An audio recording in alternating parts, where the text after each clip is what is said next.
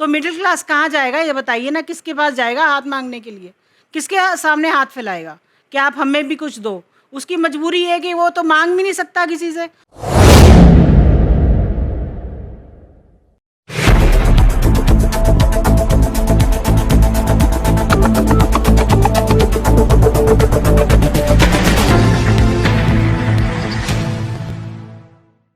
नमस्कार, मैं अब्दुल बासित। आप देख रहे हैं लास्ट लाइन न्यूज़। इस वक्त लास्ट लाइन की टीम मौजूद है वरुणा जी के यहाँ पर, जो कि दिल्ली महिला कांग्रेस की जनरल सेक्रेटरी हैं।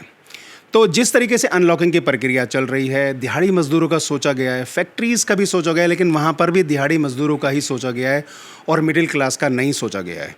तो इस बारे में वरुणा जी के क्या विचार हैं, तो सिलसिलेवार तरीके से हम इन्हीं से बातचीत करते हैं। वरुणा जी, जिस तरीके से अनलॉकिंग की प्रक्रिया शुरू हुई है और इसमें दिहाड़ी मजदूरों का सोचा गया, मिडिल क्लास का नहीं सोचा गया, तो इसके बारे में आपका क्या कहना है?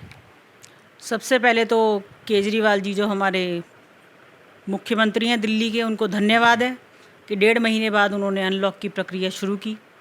लेकिन सबसे ज़्यादा दुखद ये है कि उन्होंने सिर्फ नीचे के जो हमारे लोअर मिडिल क्लास है उसके बारे में सोचा, मिडिल क्लास के बारे में कुछ नहीं सोचा।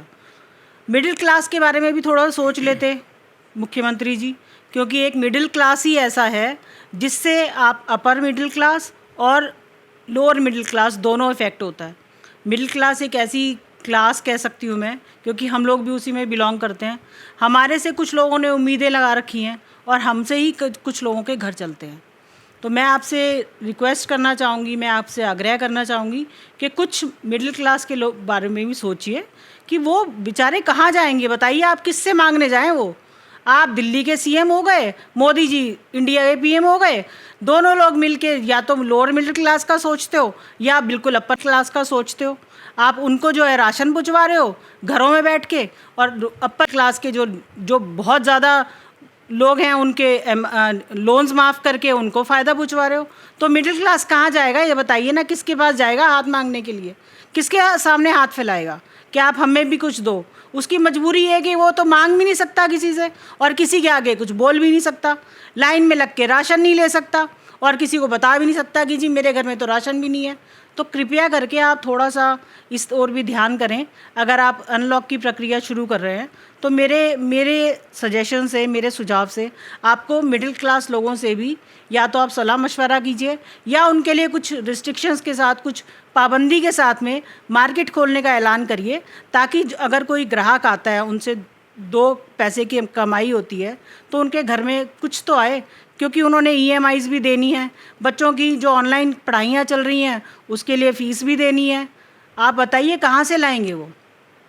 थोड़ा सा उनके लिए भी सोचिए, क्योंकि वो भी आपके वोटर हैं। दिल्ली का सीएम बनाने में उन्होंने भी आपकी बहुत बड़ी भागीदारी की है, इसलिए उनको इग्नोर मत कीजिए। मेरा आपसे यही आग्रह है कि उनके बारे में सोचिए और कुछ पुख्ता इंतज़ाम करिए उनके बारे में भी, ताकि वो भी आपका सम्मान कर सकें। अच्छा, इस जो है संदर्भ में मेरी जो है मतलब हमारी लास्ट लाइन की टीम जो ग्राउंड सर्वे करती है, तो वहाँ पर कुछ मिडिल क्लास फैमिली से हमारी बातचीत हुई। ऑफ कैमरा सब बहुत सारी चीज़ें बोलते हैं, लेकिन ऑन कैमरा उतना सी चीज़ें नहीं बोल पाते। एक मिडिल क्लास फैमिली के ऊपर जो है आगे से मतलब 3-3, 4-4 फैमिली की जिम्मेदारी है।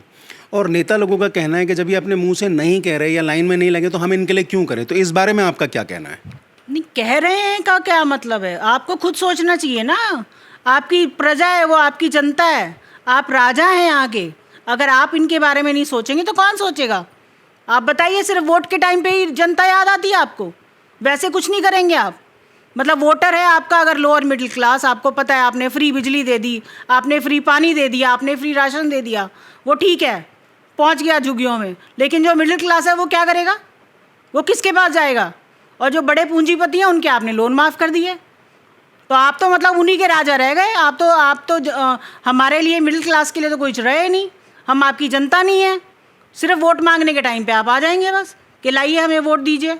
और हमारे लोग भी ऐसे हैं, शॉर्ट टर्म मेमोरी वाले, भुगतते हैं, सहते हैं और फिर भूल जाते हैं कि इनके साथ क्या हुआ है। ये सबसे बड़ी त्रासदी है हमारी मिडिल क्लास की, कि हम सहते हैं, भुगतते हैं और फिर भूल जाते हैं। वोट के टाइम पे फिर भूल जाते हैं हम कि हमारे साथ क्या हुआ है।